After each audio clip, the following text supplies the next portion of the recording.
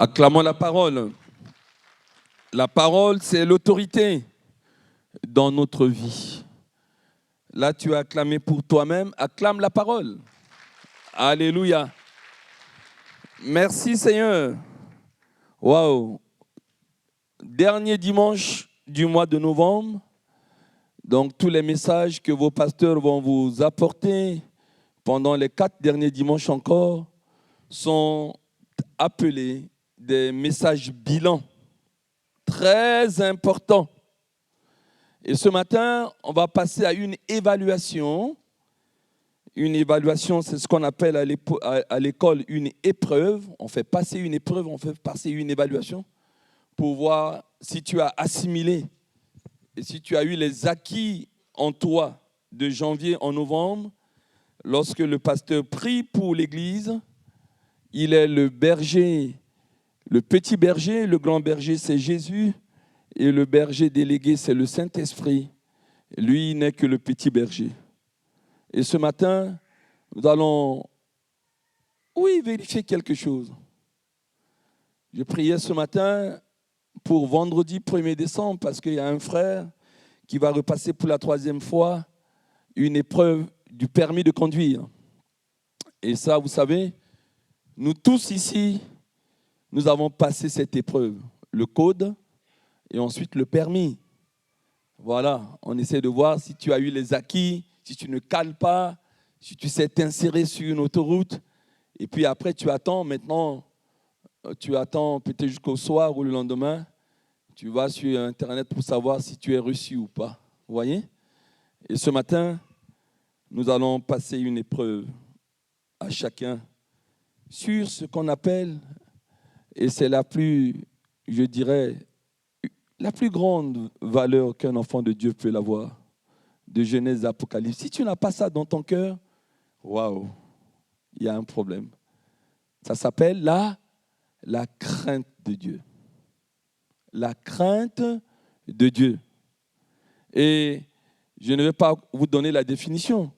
Je vais juste, par 3 exemples, comment est-ce que Dieu lui-même est descendu comme un inspecteur de code de la route, passer cette épreuve-là à chacun de ses enfants, et c'est lui-même qui donne la conclusion. Il va dire, celui-là, il a ma crainte, et celui-là, il a ma crainte, celle-là a ma crainte, celle-là a ma crainte, et puis celui-là a raté, celui-là a raté, celle-là a raté, celle-là a raté.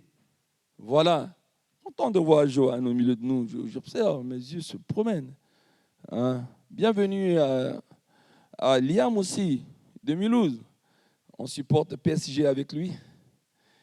Alors, merci de venir nous passer le culte avec nous, mon cher petit. Alléluia. Et je voudrais, au travers de ces 3 exemples, voir, j'ai choisi 3 personnes qui ont eu 20 sur 20 et on va se servir de leur exemple. On rentre tout de suite dans le vif du sujet. C'est une épreuve que Dieu a passée à quelqu'un et en principe, je suis étonné qu'il lui ait passé cette épreuve. Parce que lui, il est appelé ami de Dieu, le père de la foi même, Abraham. Il a quitté son pays. Il semble être très obéissant à Dieu. Et c'est à lui que Dieu va faire passer cette épreuve sur la crainte. Donc vous voyez que là, la crainte a une dimension quelque peu supérieure, dirais-je, à l'obéissance et même à la foi. L'homme qui incarne la foi, l'homme qui incarne l'obéissance, Abraham, c'est à lui que Dieu va faire passer cette épreuve. Genèse chapitre 22, verset 1, c'est parti. Après ces choses, Dieu mit Abraham à l'épreuve. Après ces choses, après tout ce qu'il a vécu, Dieu mit Abraham à l'épreuve. Et lui dit, Abraham, et il répondit, me voici. Verset 2, Dieu dit, prends ton fils, voilà l'épreuve, ton unique, celui que tu aimes, Isaac. Va-t'en au pays de Morija, et là, offre-le en holocauste sur l'une des montagnes que je te dirai. Voilà l'épreuve. Et c'en est une. Parce que cet enfant est une promesse de Dieu. Et c'est même la première fois que Dieu ne demande pas un agneau. Il demande une personne, un être humain. Ça dépasse l'entendement. Mes amis british à Birmingham diront « crazy ». Crazy. Tu ne peux pas comprendre ça. Crazy. Va-t'en, ton seul enfant, ton unique, celui que tu aimes, tu vas l'offrir. Vous connaissez, on ne va pas lire le reste, on va courir ce matin par rapport à ces 3 exemples. Je vais directement au résultat. Nous, à l'époque, j'ai eu mon permis quand en 87, on avait un papier jaune. Aujourd'hui, je ne sais pas comment ça se passe. On va voir s'il a réussi son test. Verset 12 de Genèse 22. L'ange dit, n'avance pas ta main sur l'enfant. On suppose que dans les versets avant, il l'a fait effectivement. Mais n'avance pas ta main sur l'enfant et ne lui fais rien. Car je sais maintenant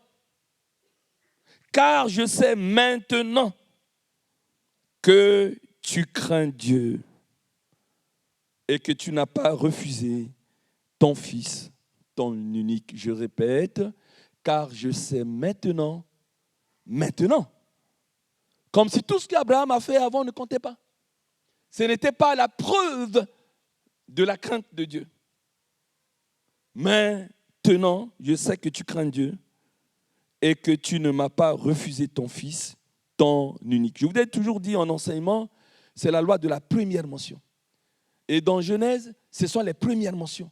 La première fois que Dieu va utiliser le mot craindre, la crainte, ça n'a rien à voir avec la peur d'Abraham du péché et puis il va se cacher. Non, non, la crainte c'est autre chose. La crainte, si tu veux commencer à retenir la définition, c'est fais ce que Dieu te dit. Point. Obéis à ce que Dieu te demande. Et dans un exemple, je vous montrerai, ce n'est même pas obéir aux lois de Dieu. Hein. Non. Ce n'est pas les 10 commandements. On est avec Abraham là, Dieu n'a pas encore donné les commandements à Moïse. La crainte, c'est ce que Dieu te demande, fais-le. Et comme ça, ton Père, qui s'appelle Dieu, sait que tu as son saint respect, sa sainte crainte dans ton cœur. Il n'a pas besoin de tes raisonnements. Mais papa, tu me demandes quelque chose qui est illogique. Comment tu peux me demander de tuer mon enfant que toi-même tu me l'as donné? Non. Fais ce que ton Père te demande. Un point, un trait. Je sais maintenant, Abraham, Jojo, je sais maintenant que tu crains. Les noms comptent. Hein? Moi, quand on dit Josué dans la Bible, chaque fois qu'on lit Josué, il s'agit de moi. Il s'agit de Josué mère. Et quand on dit Abraham, tu dois sentir parce que tes parents, pourquoi ils ont donné Abraham à toi? Et il y a une implication des noms sur nos enfants. C'est pourquoi il faut choisir. Il faut bien réfléchir pour mettre le nom sur les enfants. Abraham, je sais maintenant que tu crains Dieu. Parce que tu ne m'as pas refusé ton fils, ton unique. Première question à nous ce matin. Non, mais franchement, depuis janvier jusqu'à novembre, depuis Christian Triff ici, ça tourne, ça passe jusqu'au pasteur Dani, jusqu'à moi. Personne n'y échappe. Qu'est-ce que tu as refusé à Dieu? Comme ça, toi-même, tu sauras si tu crains Dieu ou pas. Tu lui as refusé quoi? On laisse une seconde. Hein? Il faut que ça revienne. Remember. Il faut que le souvenir revienne. Remember. Souviens-toi. Je ne parle pas. Réfléchis. Reste pas. Janvier jusqu'à novembre, qu'est-ce que Dieu t'a demandé que tu ne l'as pas fait? Je vois comme ça, par l'inspiration du Saint-Esprit, au moins 3 exemples. 1, s'il t'a demandé par exemple ton temps, l'as-tu refusé ton temps? Quand tu ne lis pas la parole de Dieu, ce n'est pas un temps que tu refuses à Dieu. Lorsque tu ne pries pas, tu n'as pas une vie de prière, ce n'est pas un temps que Dieu te le demande et que tu lui as refusé. Alors que c'est lui qui donne le souffle de vie. Mais c'est lui qui te donne ce temps, ce souffle de vie. C'est à lui déjà. Tu lui refuses, mais s'il le retirait. Et puis, l'absentéisme à l'église, ton temps, tu préfères utiliser ce temps juste 2 heures dans la semaine. Oh, voici qu'il est doux, qu'il est agréable pour des frères de demeurer ensemble, car c'est là où il envoie la bénédiction. Dieu envoie la bénédiction chaque matin, chaque dimanche à la résurrection. Tu te refuses de ce temps. Mais est-ce que là où tu es là, Dieu va envoyer la bénédiction, tu es sûr? Tu es sûr? L'église devient optionnelle. Je viens pas. Voilà, il y a un problème. Il y a un problème. Et ce problème porte un nom. Tu n'as pas la crainte. Parce que tu refuses à Dieu ce qu'il te demande, le temps de te réunir. Il y a une dimension communautaire, il y a une dimension verticale avec Dieu, mais il y a aussi la dimension horizontale, communautaire, où on doit être béni. Et puis, de minuit à minuit, il te demande un temps chez toi, tu lui refuses. Je vois, il te demande ton argent. Mais en réalité, est-ce que c'est ton argent? Je ne parle pas de dire mes offrandes. Hein. Je parle de ton argent. Et si Dieu te le demandait? Regardez, on va retourner dans Matthieu 19, là, tout à l'heure. Le verset 13 concernait les petits-enfants pour lesquels nous avons prié. Mais Matthieu 19, il y a quelque chose qui se passe dans Matthieu 19. Le jeune homme riche, là. Le jeune homme riche qui vient à partir... il dit à Jésus, et voici un homme s'approcha, Matthieu 19, 16, hein, et voici un homme s'approcha, dit à Jésus, Maître, que dois-je faire pour avoir la vie éternelle? Il lui répondit, pourquoi m'interroges-tu? Non, non, non, ok.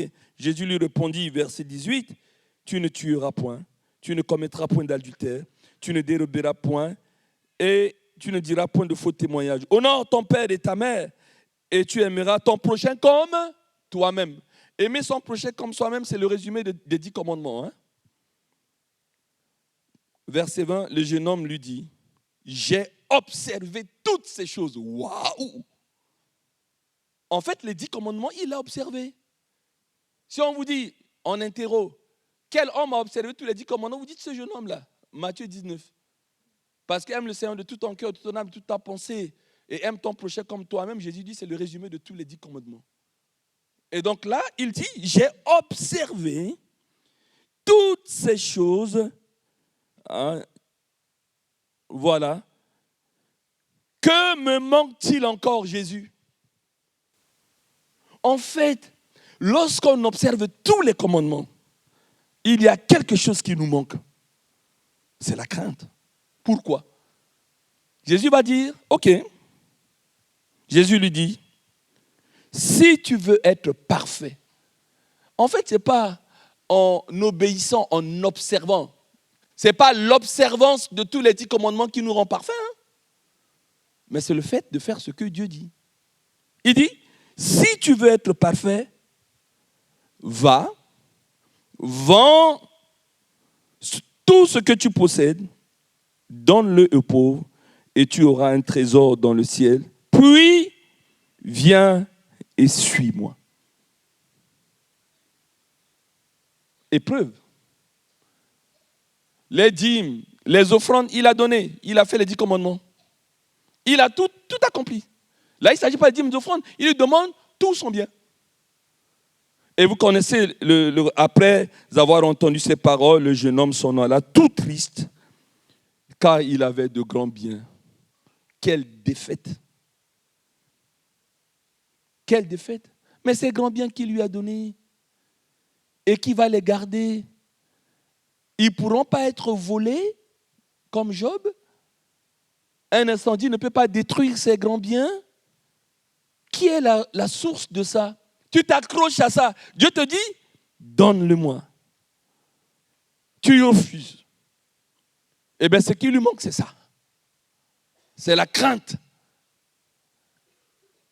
Dès que tu refuses ce qu'il te demande. Alors que quand vous lisez le reste, je vous mets l'eau à la bouche, je m'arrête là pour gagner du temps. Quand vous lisez le reste, Pierre, toujours Pierre le curieux, il a dit, mais moi, nous avons la pêche miraculeuse, on a tout laissé, on t'a suivi, qu'est-ce qu'il en sera? Et Jésus lui dit, il n'y a personne sur cette terre qui a laissé père, mère, enfant, femme, bien, etc. Je vous le dis, il aura dans ce siècle-ci au centuple. En fait, s'il avait dit oui, ces grands biens devaient être multipliés par 100. Il y a de l'arithmétique, de la mathématique, de l'équation dans la Bible. Ça devait être multiplié par 100. Et puis, lorsque tu t'accroches à quelque chose que Dieu te demande, ben non seulement tu vas le perdre, tu perdras même le salut, alors que Dieu veut simplement le multiplier par 100. Tout simplement. Dieu te demande ton temps. Non. Il te demande ton argent. Ben, imaginez, hein. Dieu te dit, ben, tout ce que tu as en compte, donne-le. Tu vas faire comment? Nous, on s'est mariés en 91. On était content de mettre 300, 500, il n'y avait pas les euros à l'époque. Et on était très content avec ma femme, on était arrivé à 15 000 francs français. On a dit, on a de l'épargne, vous savez, le français que nous sommes. Très important d'avoir le livret jaune avec 15 000 là-dessus. On gère bien.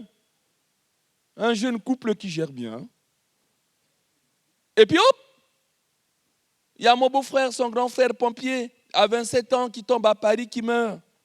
On arrive à l'hôpital. On voit le beau-père. Beau-père, consolation. Ne pleure pas. Il dit non, c'est la vie.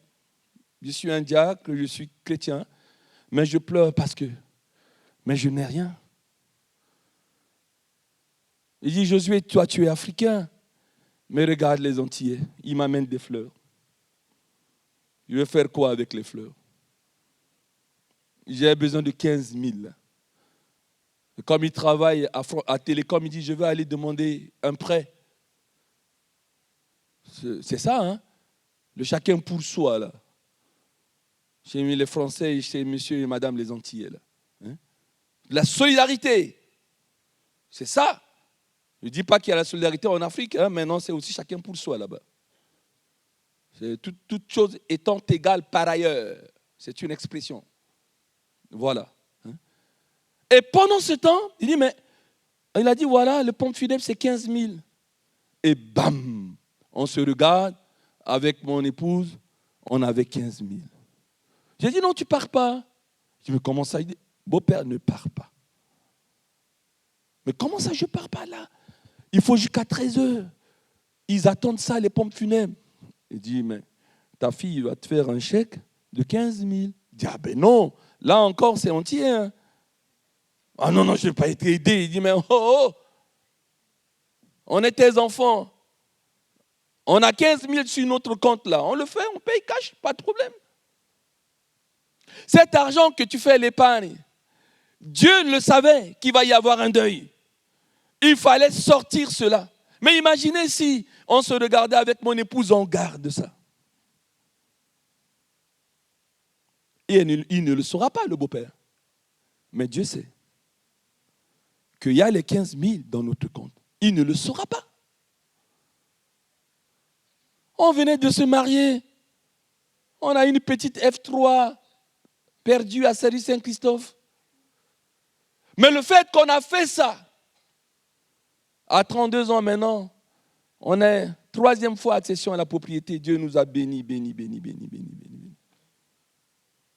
Ce que Dieu te demande de faire, il veut le multiplier au centuple. Ne t'accroche pas. Accroche-toi pas aux dons. Accroche-toi au donateur. C'est ça, avoir la crainte de Dieu. La France souffre de ça. Les énarques, les ministres de l'économie font comme ça pour pousser les Français à casser leur épargne. Les Français que nous sommes, toi et moi, on nous voit en dîne comme ça là. On n'arrive même pas à manger une pizza. On a 300 000 et 500 000 hein, d'épargne. Des grands-parents nous ont fait de l'héritage, on ne dépense pas, non, on attend pour demain. Il ne faut pas dépenser comme ça. Et puis, je vais donner à mes enfants, eux-mêmes, ils ne dépensent pas. Non, on attend pour demain. Mais demain, c'est quand? Après, les enfants vont donner aux petits-enfants. Et puis, comme ça, moi, je connais des frères. Un jour, un frère m'a dit, mais Josué, j'ai appris que tu allais aux élections présidentielles. Il fallait me dire, j'allais te donner 1 million d'euros. J'ai dit, ah, mais tu as 1 million? Il a dit oui. Moi, je le vois et j'avais pitié de lui. J'ai dit à ma babette, tu vois le frère là, le frère Alain l'Ivoirien, il a 1 million. C'est ça la France. Tu as 1 million, tu ne manges même pas à McDonald's. Les gens qui ont l'argent, ils ne sont jamais partis au restaurant. Ils sont là, pas de gaspillage, en train de manger des puddings. Mais c'est de l'esclavage, ça. Moi, 1 million, mais je vais manger au restaurant tous les jours. C'est mon paradis à commencer. Tu vas en profiter quand? Mais les gens, ils sont là comme ça. Non, non, non. Attention, j'ai peur du lendemain. À chaque jour suffit sa peine. Le lendemain, prendra soin de lui-même. Bien sûr, il y a la parabole. Attention, regarde, le termine, et nanana. Voilà, il faut épargner, mais tu épargnes pour faire quoi? Attention, hein. Et après, tu manques de foi. Moi, je vous prêche ce que je vis. On a encore acheté il y a 5 ans. Je suis allé voir, on venait de vendre à Épinay. On va voir le banquier. Il a dit, bon, mais vous avez un apport? J'ai dit, oui. Il a dit, comme il dit, 70 000 euros. Il a dit, mais ça ne va pas. Vous gardez ça en épargne, vous faites un crédit. Non, non, non, je ne veux plus avoir d'épargne. Vous prenez un apport de 70 000. On vient de vendre 70 000 euros. Pourquoi? Parce qu'on a prié, et j'ai reçu ça dans mon cœur, qu'en fait, depuis un certain temps, mais j'avais une grosse épargne avec mon épouse et ma foi était dedans. Je suis serviteur de Dieu. Hein? Dieu m'a dit, non, donne un apport, vous allez racheter de nouveau. 0 apport. Parfois, je réfléchis, je dis, mais Seigneur, ce que tu me demandes, maintenant, je rentre dans le rouge. Hein? Il y a des découvertes qui me guettent, alors nous avons vécu pendant 15, 20 ans sans découvert. Il dit, c'est quoi cette histoire? Mais je règle ça avec Dieu. Dieu veut que je vive avec la foi. Pas que je m'attache à des trucs là, comme ça. Non. Avoir la crainte de Dieu dans sa vie. Voilà l'épreuve. Deuxième épreuve, Joseph. Genèse chapitre 42, verset 13. On retourne dans Genèse. Joseph, victime de ses frères, de la jalousie, il faut le dire clairement, de ses frères. Ils l'ont battu, ils l'ont vendu, ils l'ont déclaré mort, ils ont fait croire au papa qu'il y a un lion qui l'a dévoré, etc., etc. Dans la puissance de Dieu, celui qui parle et qui veille sur sa parole pour qu'il soit exécuté. Que s'est-il passé? Le gars, il devient premier ministre en Égypte. Il y avait la famine en Canaan. Tout le monde allait en Égypte. C'était l'Égypte qui était la première puissance du monde. Hein. Ce n'est pas les États-Unis. Et les gens allaient tous en Égypte pour s'approvisionner. Et les 11 frères de Joseph ont quitté Canaan. Ils se sont également rendus en Égypte pour s'approvisionner. Et là, Joseph les reconnaît, mais ils ne le reconnaissent pas. Et il va leur dire, qui êtes-vous? Vous savez, quand on veut vous faire des problèmes dans un pays, ça se passe jusqu'à aujourd'hui, mais la base est là, on vous accuse d'espionnage. Et donc le premier ministre dit, ces 11 Hébreux-là, il faut les arrêter. Vous les mettez au commissariat, c'est des espions. Et ah bon? Il leur pose la question. Il lui répondit, non, non, non, mon Seigneur. Verset 10 de 42, voilà, nous sommes tous fils d'un même homme, nous sommes sincères, tes serviteurs ne sont pas des espions, nous sommes 12. Il répondit, non, nous tes serviteurs, nous sommes 12 frères, fils d'un même homme au pays de Canaan, et voici, le plus jeune est aujourd'hui avec notre père, et il y en a un qui n'est plus. Mais le un qui n'est plus, c'était lui qui vous interroge. Il a dit, bon, si vous n'êtes pas des espions, Je vais vous prendre au mot. Il y a un de vos petits frères qui est resté là-bas, ok. Mais vous restez 3 jours en prison.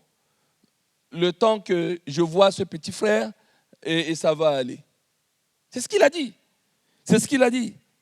Et après 3 jours, verset 17, il est mis ensemble 3 jours en prison, verset 18. Le 3e jour, le premier ministre vient et leur dit à ses 11 espions, Joseph leur dit, faites ce que je vous demande et vous vivrez. Parce qu'il avait la possibilité de les tuer. Eux, ils ont voulu le tuer. Et là, maintenant, il a la possibilité de les tuer puisqu'il dit « et vous vivrez ». Ça veut dire qu'il a la possibilité de dire « sinon, je vais vous tuer ». Et vous vivrez. Faites ce que je vous demande. Allez, laissez un ici, les 10 partez, amenez-moi ce petit frère, quand je vais le voir, et vous vivrez. Et c'est marqué « je crains Dieu ». Genèse 42, verset 10. Parce que je crains Dieu. Voyez-vous, celui qui craint Dieu ne se venge pas. Celui qui craint Dieu, même si tu as voulu le tuer, et puis tôt ou tard, ce même Dieu te livre entre ses mains. Au lieu de te donner la mort, il va te donner la vie. C'est ça l'avantage d'avoir la crainte de Dieu. Parce que je crains Dieu. En fait, il veut dire par là, si ça ne tenait qu'à moi, en exégèse, je vous aurais égorgé. Comment vous m'avez battu? Vous m'avez mis dans la citerne. On est fils d'un même père. Vous m'avez fait du mal. J'ai fait un rêve que j'allais être Premier ministre. Vous vous êtes moqué de moi. Vous m'avez traité de présomptueux, d'orgueilleux. Vous m'avez vendu. J'ai fait la prison. Et maintenant, Dieu m'a élevé. Je vais vous tuer. Non. Il dit, parce que je crains Dieu. Parce que je crains Dieu, tu as la chance. Vous avez la chance. Parce que je crains Dieu. Lorsque vous craignez Dieu, c'est ça. Ma femme, elle m'a vu plusieurs fois pleurer. Plusieurs fois.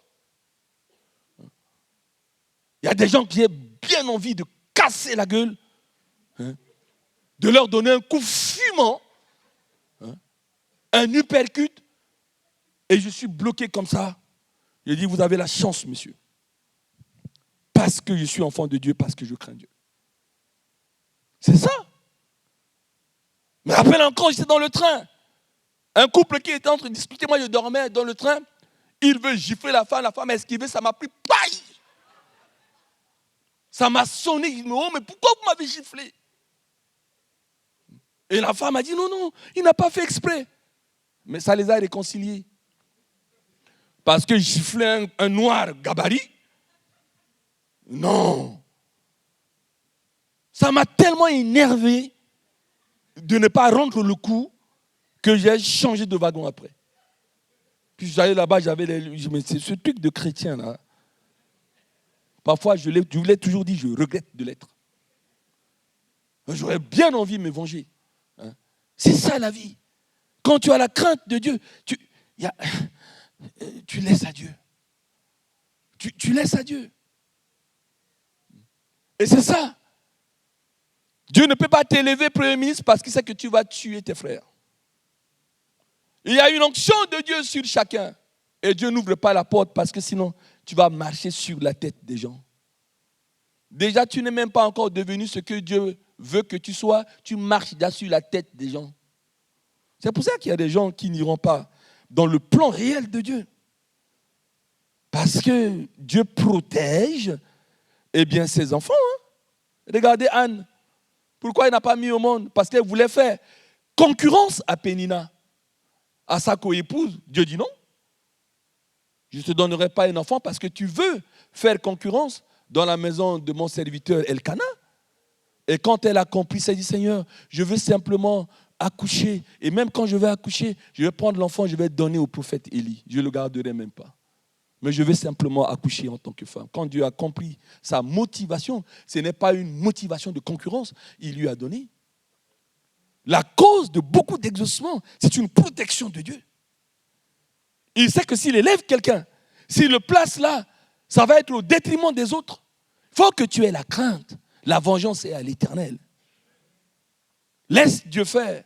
Ceux qui ont voulu te tuer, qu'est-ce qu'il y a de plus spectaculaire de savoir que le frère qu'on a voulu tuer, et c'est lui qui est devenu la source de bénédiction. Depuis Abraham, c'est à partir de Joseph que les enfants d'Israël sont devenus riches, et richissimes. Ils sont devenus tellement puissants en Égypte que lorsque les pharaons se succédaient, et les nouveaux pharaons ont commencé à les jalouser. Mais ils étaient tellement puissants en Égypte. Mais c'est à partir de Joseph, toutes les bénédictions que Dieu a dit en Abraham se sont réalisées par Joseph. Parce que Joseph avait la crainte de Dieu. Amenez-moi Benjamin. Je vais vérifier si c'est vrai, car je crains Dieu. Vous vivrez, car je crains Dieu. Et c'est à cause de la crainte que je ne me venge pas. Pensez pas que des chrétiens sont des faiblards. Hein? Si un chrétien ne te rend pas le coup que tu fais, c'est parce qu'il a la crainte de Dieu. Mais n'en abuse pas. Parce que Dieu, il va s'occuper de toi. Il va être patient avec toi. Il dit attention, attention, attention. Arrête de chercher mon enfant là. Parce que le jour où Dieu va se fâcher, eh bien je crains simplement pour toi. Troisième et dernier exemple de la crainte de Dieu. Vous l'aurez compris, Job, chapitre 1, verset 1. Je ne vous suis pas aujourd'hui parce que j'ai amené ma Bible, hein, mais vous pouvez. Hein.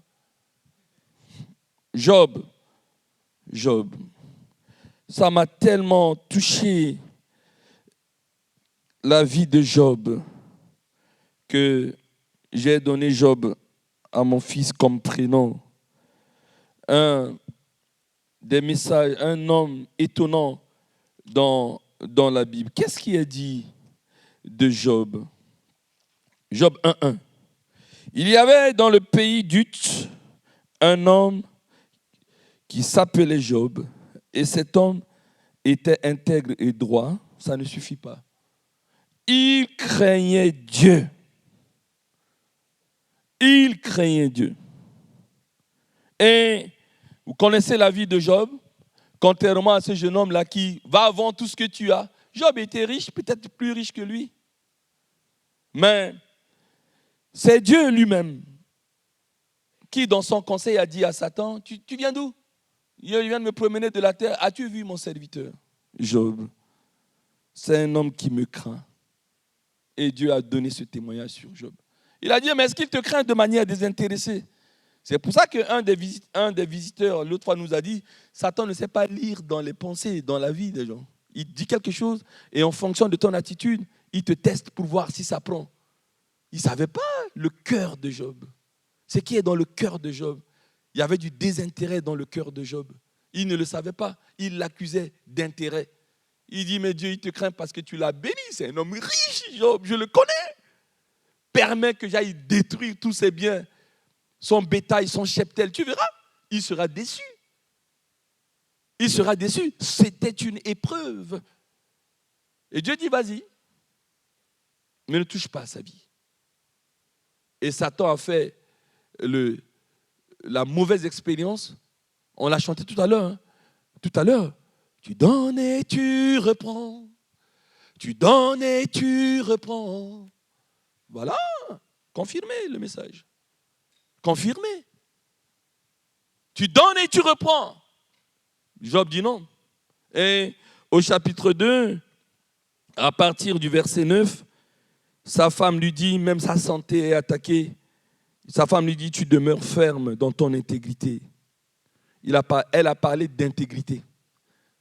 Mais elle ne savait pas que Job, son mari, avait quelque chose de plus important encore que l'intégrité. Il dit, tu demeures dans ton intégrité. Et ce Dieu-là, il est ingrat. Maudit Dieu et meurs.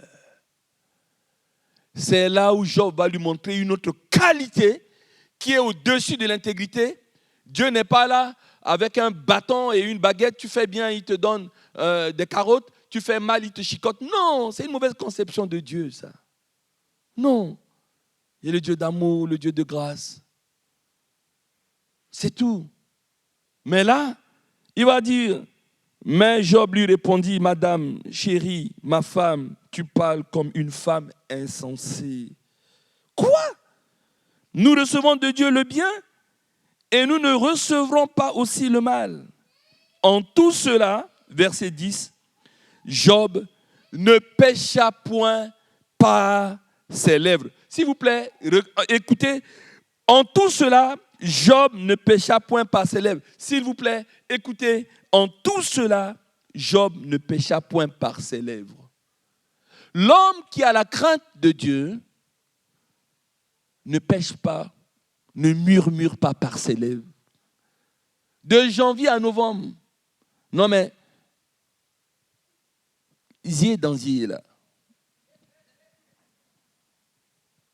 T'as pas péché, j'ai pas péché par mes lèvres contre Dieu. Je ne comprends pas, Dieu ne m'exauce pas, il ne me bénit pas. Il murmure. Pourtant, je suis intègre. Je viens à l'église, je le sais. Je donne ma dîme, mes offrandes, etc. Mais Dieu, il injustice un peu contre moi. Non. En tout cela, Job ne pécha point par ses lèvres. Il a dit, Dieu a donné, Dieu a ôté, que le nom de l'Éternel soit donné. Madame, ce même Dieu nous donne du bien. Mais si ce même Dieu, voilà, nous recevons de lui le bien, c'est un style. Ne recevons pas aussi du mal de ce Dieu? Donc on l'aime que lorsqu'il nous fait du bien, quoi. Et à supposer qu'il nous fait du mal, on ne l'aime plus. C'est quoi cet intérêt-là? Moi, je crains Dieu. Nu, je suis sorti du sein de ma mère. Nu, j'y rentrerai. Il a continué à être adorateur. Oh, que le nom de l'Éternel soit béni. Le nombre de chrétiens de janvier à novembre qui ont fait des grèves d'adoration, de grèves de louange, n'adorent même pas chez eux, à l'église, non. Je vous dis, interrogez le groupe de louange, vous allez voir quelle image ils ont de vous. Vous, église. C'est comme si vous êtes énervés. Ils sont là, ils chantent. Ah, faites comme nous. Vous voyez les gens. Les gens ont la main dans la poche. Mais cette sœur Esther là, qui a l'idée aujourd'hui, elle m'a énervé. Elle ne sait pas ce que j'ai vécu. C'est bien pour elle. Mais moi, c'est dans le combat. Je ne peux même pas louer. C'est pour ça que vous voyez comment il parle. Moi, je suis toujours étonné de voir comment le groupe de louange parle. Pour ceux qui le peuvent, levez-vous. Vous n'êtes pas obligés. Hein? Et on entend toujours la voix du pasteur là-bas. Les mains élevées. Adore ton Dieu. En fait, c'est une manière de dire, mais pourquoi vous dort l'autre comme ça là? Dieu nous bénit, donne le souffle de vie. On n'a que 2 heures à passer ensemble. Il vient. On le loue, on l'adore. Si les pierres, si vous ne voulez pas prier, les pierres crieront à notre place. On dit merci à Dieu. Lisez Apocalypse 24, H24, les chérubins, les séraphins, les 10 vieillards, la création tout entière loue Dieu. Les fleuves, les océans, les brumes, les lunes, tout ce que Dieu a créé le loue. Lisez le psaume, on a cité les hommes au 13e verset là-bas. Mais l'eau, la mer, les océans, loue Dieu, l'adore Dieu. Ce n'est pas de l'exclusivité de l'être humain de louer Dieu. Toute la création loue Dieu, adore Dieu. Quelle grâce nous avons d'avoir part à la louange et à l'adoration de notre Dieu. Voilà, tu fais toi-même le bilan pour savoir si tu as la crainte de Dieu. J'ai 5 promesses à faire avant que le pasteur Daniel vienne prier pour nous. Mais avant de rentrer dans ces 5 promesses pour vous rappeler les bienfaits de la crainte de Dieu, je voudrais qu'on reste quand même dans Genèse 18, verset 21. C'est pour tous les responsables de l'Église. Genèse 18, verset 21. Moïse, c'est le premier pasteur. Hein? Dieu l'a appelé dans le buisson d'Ardent, mais le gars, il n'a rien compris. Il pensait comme Dieu l'a appelé. Il n'a pas d'équipe, il veut gérer les choses tout seul. Et son beau-père Jéthro vient lui dire, attention, hein? Je suis venu chez toi pour un séjour et je vois que ce que tu fais, hein, ce n'est pas bon du tout. Ben, tu dois établir, hein, Voilà. Je me grouille, hein. Genèse 18. Vous connaissez ce verset? Il faut que tu établisses des hommes qui craignent Dieu pour les établir sur les chefs de 1000, de 100, de 50 et de 10. Vous cherchez le verset à la maison. Je ne suis pas là à travailler pour vous. La condition pour être responsable auprès de Moïse, c'est d'avoir la crainte de Dieu. Vous ne pouvez pas être responsable dans l'église tant que vous n'avez pas la crainte de Dieu. Et si Dieu vous demande de faire quelque chose, vous ne le faites pas. Déjà même un petit pasteur vous demande de faire, vous ne voulez pas. Vous refusez. Mais si le grand Dieu vient vous poser la question, vous êtes déjà incapable d'obéir à un petit serviteur de Dieu. Mais à un grand Dieu, ça va de soi. Que vous n'allez pas la crainte de Dieu. Voilà. Nous devons vraiment prier et avoir cette crainte en nous. Et c'est mon sujet de prière. Gens qui font ce que Dieu leur demande. Je dis, faire ce que Dieu te demande. Pas obéir au commandement. Le jeune homme riche de Matthieu 19 a obéi à tout. Mais Dieu va te demander quelque chose personnellement, qui n'est pas dans les 10 commandements. Offre ton fils, offre tes biens, fais ceci, fais cela. Et tu dis non. Peut-être parfois Dieu va te demander de donner ta Maserati, hein, ta Bugatti, ta Lamborghini. Les belles voitures du monde. Là. Tu as ça, Dieu te dit, donne. Et tu dis non. Ben, une voiture, c'est quoi? D'après vous, la définition d'une voiture. Une voiture, c'est un sarcophage ambulant. C'est un cercueil ambulant. C'est pourquoi il faut bénir les voitures. Quand tu achètes une voiture, comme Westnell a dit, pasteur, je t'appelle, tu sais pourquoi? Je dis non. Je viens d'acheter une voiture, je dis, ça c'est la primeur. Je bénis cette voiture. Tu vas transporter Westnell d'un point A à un point B. Je t'ordonne de ne pas être un cercueil ambulant. Tu ne le tueras pas. C'est ça la prière pour faire sur un véhicule. Vous ne faites pas une prière sur un véhicule. Il te transporte, un jour il te tue. La même voiture te tue. C'est un cercueil ambulant. Hein? Et Dieu te dit, tiens, prends ce véhicule, donne pour mon service. Tu dis, surtout pas. Et demain, tu crames dans le véhicule. Tu dis quoi? Des gens donnaient leur véhicule, donnaient leur maison, donnaient ceci, parce que c'est Dieu qui leur a dit de le faire pour l'avancement de son œuvre. Ils avaient la crainte de Dieu. Dans le fond, Dieu va multiplier au centuple. Dieu n'est pas celui qui est un escroc hein, pour venir nous dépouiller. Hein. Il dit, va, vends ce que tu as donné et tu auras un trésor dans le ciel. Toi, tu es accroché comme ça. Mais tu vas t'accrocher à 1 million. Tu ne seras jamais milliardaire. Non, Dieu voulait multiplier par 100 pour pouvoir avancer. C'est ça la vie. Mais le pasteur, il prêche là. Est-ce qu'il fait ce que Dieu lui demande? Oui. Oui. Comme Abraham, on est mariés. Ma femme a dit, je demande à Dieu une maison de 6 chambres. Il dit, aïe, maman. Je veux 2 douches, 2 toilettes, maman. Et elle a eu. Elle a dit, regarde, j'ai téléphoné. Notre budget permet. Il y a des gens qui ont vendu leur maison, ça ne marche pas, ils ont le feu derrière.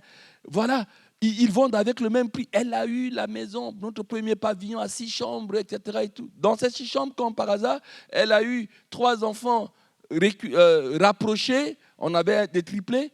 Les enfants ont refusé toutes les chambres, ils dorment tous dans une même chambre.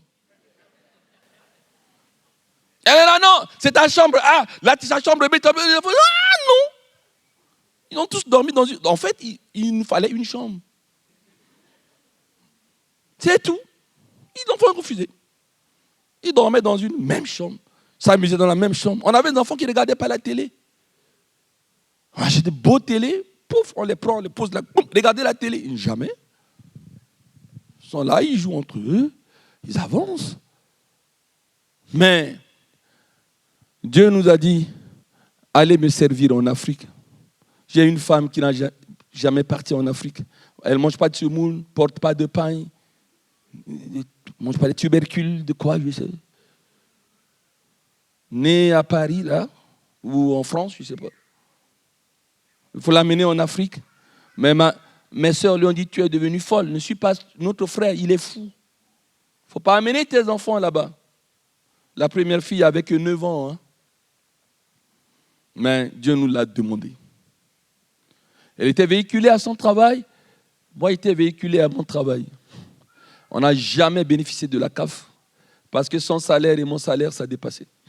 On payait les crèches plein pot. Mais Dieu nous a dit, vous vendez cette maison de 6 chambres, vous rendez les véhicules. Moi, je suis allé en Belgique, je roulais dans une 4x4 blanche. Tout le monde me connaissait à Saint-Christophe, je ferme la parenthèse. Avec, vous vendez tout ça, allez me servir en Afrique. Aïe. C'est la première fois que j'ai pris 3 jours pour jeûner. J'ai jeûné 3 jours à Royan avant de venir lui parler. Le Seigneur m'a parlé dans l'avion. Tu démissionnes à ton travail, moi je démissionne à mon travail. On vend la maison, clic, clac, nous partons en Afrique. C'est là où je vous dis, la Bible dit la femme qui craint Dieu, c'est celle qui sera louée. Elle a dit, mon chéri, je suis au garde à vous, nous partons. On a tout vendu. On est parti. Résultat aujourd'hui, la fille qui a 9 ans, elle est directrice avec master. Vendredi, il y avait une maman qui était ici à bénir Dieu parce que sa fille a un master. Mais c'est une petite sœur. Nous, on est des grands. On a déjà vécu ça. Vous voyez Irène ici, ah, ma fille a eu master. Se regarder avec Babette, on a dit, mais c'est une petite. Nous, on a connu ça déjà. On est fiers. Fille de 9 ans, partie en Afrique, pas de redoublement, directrice aujourd'hui. C'est ça. La deuxième fille, pouf, elle gagne l'argent plus que tout le monde. Responsable de ressources humaines. Elle change du travail chaque 3 mois, je crois. Dès qu'elle trouve, c'est plus que des, j'en parle pas d'eux. Mais dès qu'elle peut gagner plus d'argent et démissionner, elle va chercher un autre boulot. Voilà. Diplômé, bonne expérience. Le fils qui est parti, pareil. On a tous les 3 enfants aujourd'hui, propriétaires de leur maison. On bénit Dieu, je vous le dis exprès, non pas pour me vanter, pour vous donner un exemple. Pour que vous suivez l'exemple. Lorsqu'on craint Dieu, on suit Dieu, même si on est critiqué par la famille, on fait ce que Dieu nous demande, il y a la bénédiction. Il y a la bénédiction. Et on avance. C'est la crainte de Dieu qu'il nous faut. Voilà les messages de fin d'année. Je continue quand même. Je continue. Mes 5 promesses. Première promesse, Psaume 31, 19. C'est la promesse de bonté de Dieu. Nous ne pouvons pas nous accrocher à nos mérites et à notre sanctification. On n'a rien à revendiquer à Dieu. On doit s'accrocher à la bonté de Dieu. Seigneur, par tes bontés, je jouis de la vie. C'est ça, hein, ce chant. C'est la bonté de Dieu. On s'accroche parce que Dieu est bon. Il est bon en tout temps. Tout temps, Dieu est bon. Dieu est bon. Nous voulons le crier, Dieu est bon. C'est la bonté de Dieu. Il est tellement bon, il nous a fait à son image, il nous pardonne nos péchés. Mais Dieu dit que celui, hein, c'est David qui dit, Psaume 31, 19, « Oh, combien est grande ta bonté que tu tiens en réserve pour ceux qui te craignent. » Eh bien, si tu pries pour avoir la crainte de Dieu, mais il y a des réserves de bonté. Je dis des réserves de bonté. Dis amen à ça.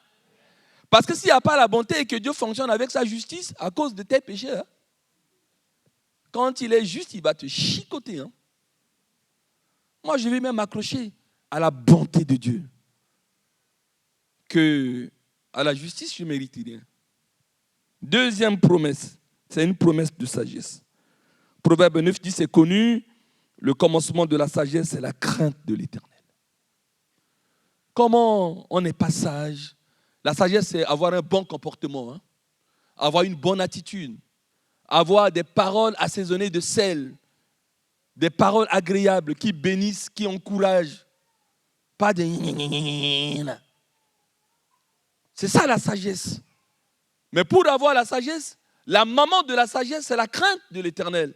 Quand Dieu te demande de faire ce qu'il te demande de faire, il te demande de lui donner ton mauvais caractère, ta susceptibilité, ton orgueil, ta pédanterie, etc. et tout, mais tu ne lui donnes pas. Comment veux-tu être sage? Tu lui as refusé. Tu dis, c'est mon caractère, je m'aime comme ça. On ne me cherche pas. Qui s'y frotte, s'y pique.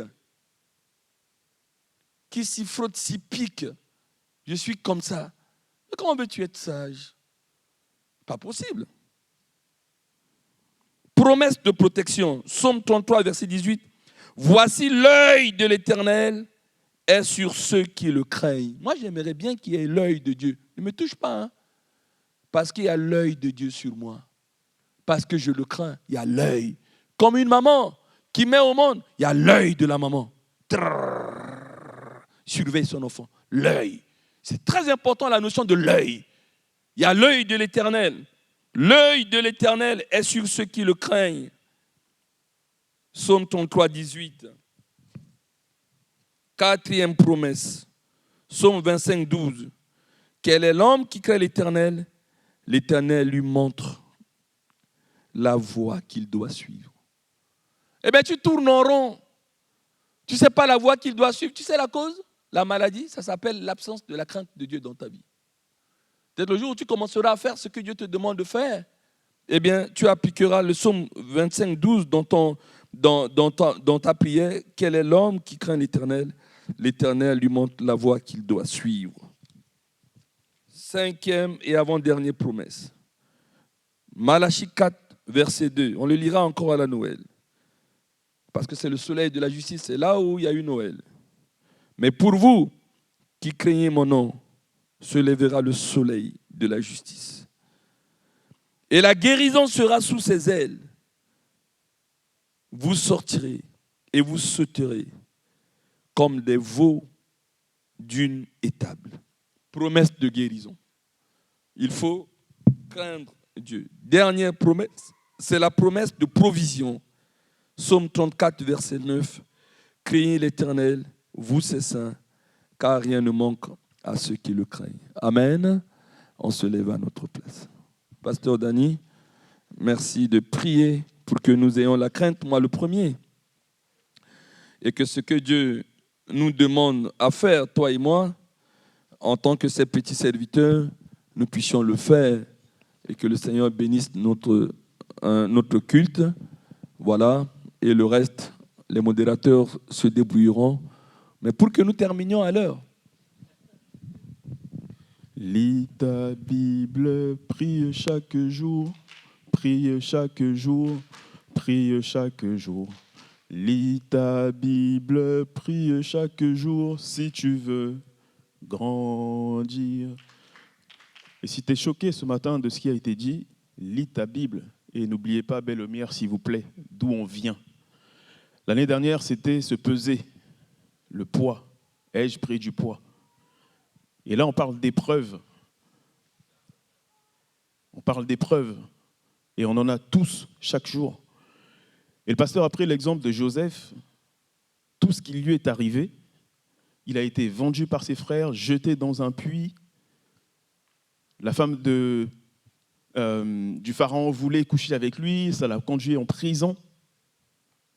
Mais ce n'est que quand il a revu ses frères, quand ce dernier jeune frère est revenu, que Joseph a pleuré. Moi, aujourd'hui, si on me fout une gifle, première attaque, je pleure. Je ne vais pas attendre de vivre toutes les expériences de Joseph. Mais Joseph a pleuré que lorsqu'il a revu ses frères. Souvenez-vous des larmes de Joseph. Et dans les épreuves qui nous entourent, ne soyons pas ceux qui faiblissent, qui abandonnent Dieu tout de suite. Restons focalisés sur Dieu et ce qui a été dit aujourd'hui, vraiment, j'espère que cela restera dans nos cœurs et que le Seigneur puisse travailler cela en nous et que cette année qui commence soit aussi une année nouvelle. Il a dit, le serviteur, hein, que nous entrons dans une phase où, bien sûr, on va encore une fois s'examiner, faire les bilans. Mais avant de prier, je tenais absolument à vous dire cela. Nous venons de la pesée de l'année dernière. N'oublions pas. Je me souviens à l'école, quand je recevais mon bulletin scolaire qui clôturait l'année, et je le rangeais et puis je passais à autre chose. Je ne me souvenais pas de ce que j'ai fait l'année précédente. Mais ça ne doit pas être notre cas dans la foi. Le bilan que nous avons fait l'année dernière, il faut joindre cela avec ce que nous faisons là. Alors si vous classez ce qui a été fait l'année dernière et que vous espérez que cette année 2023 se termine et que l'année 2024 soit une nouvelle année, oubliant les actes ou les promesses de Dieu de l'année 2023, c'est une erreur. J'ai partagé à certains jeunes le mot hérésie. Réfléchir comme ça, c'est une hérésie. Père, je te bénis, je te loue, je te rends grâce. Et toutes les fois que tu as parlé, Seigneur, c'est pour nous ajuster, c'est pour nous calibrer. Et ce matin, Éternel des armées, ta parole qui est la vérité a été semée en nous. Père, fais que cela puisse germer dans nos cœurs. Fais, Seigneur, mon Dieu, mon roi, que cela puisse œuvrer dans nos cœurs. Que nous soyons, Seigneur, mon Dieu, ces personnes qui changent notre façon de réfléchir, ces personnes qui changeent notre logiciel de fonctionner, Seigneur. Et que, Seigneur, cette année qui vient, cette année qui se termine déjà et que cette année qui vient, soit encore une occasion où nous nous ajustons pour cheminer avec toi. Seigneur, l'épreuve, nous l'acceptons, Seigneur. Nous avons la crainte, nous voulons avoir la crainte. Je veux avoir la crainte, Seigneur, mon Dieu, mon roi. Mais que cette année qui se termine, cette année qui commence, même si l'épreuve arrive, je sais que j'ai la crainte, je garde les yeux fixés sur toi. Père, étends ta main sur tes enfants dans cette assemblée, étends ta main sur nous, Seigneur. Regarde ce qui se passe, Éternel des armées. Nous ne sommes pas venus ici pour en ressortir pire, Éternel. Seigneur, parle à quelqu'un, touche les cœurs des uns et des autres. Et j'ai foi, Éternel des armées, je mets ma foi en action, que tu vas œuvrer. Que, Seigneur mon Dieu, quelqu'un va se détourner de ses mauvaises voies, que quelqu'un va se détourner de ses mauvais choix, que quelqu'un va se détourner de ses mauvaises décisions et revenir sur le chemin, Seigneur, ce chemin où tu l'as appelé, où tu l'as rencontré, Éternel des armées. Oui, tu as fait rencontrer au travers de Jéthro, Moïse, qui était dans une mauvaise direction, peut-être de calibrage de la mission que tu lui avais donnée. Père, calibre-nous, Seigneur. Mets, Seigneur mon Dieu, des feux rouges, mets des signaux, fais rencontrer des frères et des sœurs, afin de nous interpeller les uns et les autres. Seigneur, il n'y a pas d'orgueil, tu ne veux pas notre perte, Seigneur. Merci de nous restaurer. Merci, Seigneur, de veiller sur chacun d'entre nous. Et Seigneur, humblement, nos cœurs soient disposés à nous réajuster tout simplement. C'est dans le nom de Jésus que j'ai prié. Amen.